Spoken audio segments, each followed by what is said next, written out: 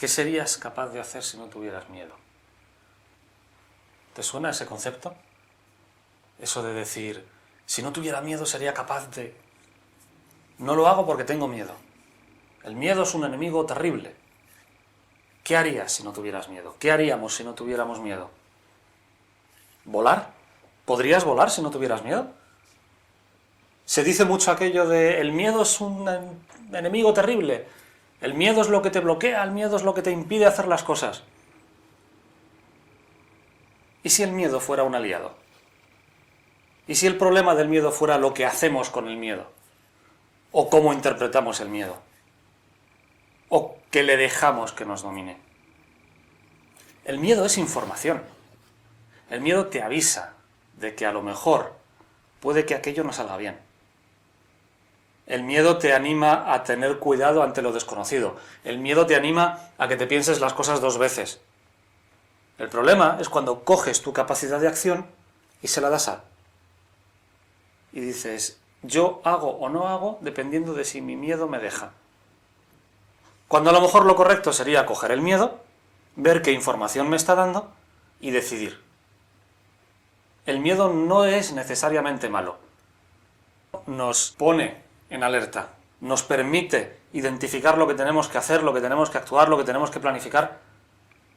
De verdad, cuando alguien dice aquello de deja de tener miedo, yo pienso, ¿y si no tuviera miedo?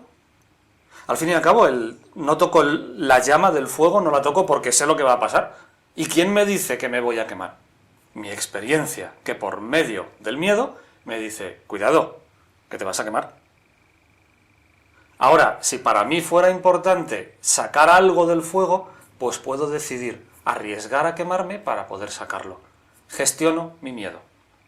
Pero coger el miedo y enterrarlo como si no existiera, lo único que hace es que aquello crezca y se convierta en un problema que no puedo manejar.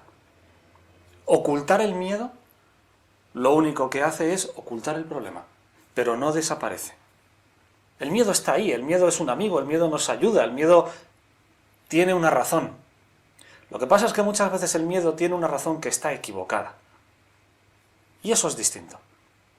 Hay veces que el miedo nos ayuda, nos informa sobre algo erróneamente.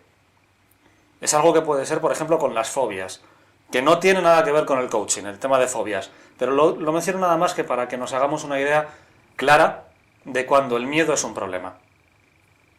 Porque el miedo es un problema, en ese caso, que nos bloquea a actuar.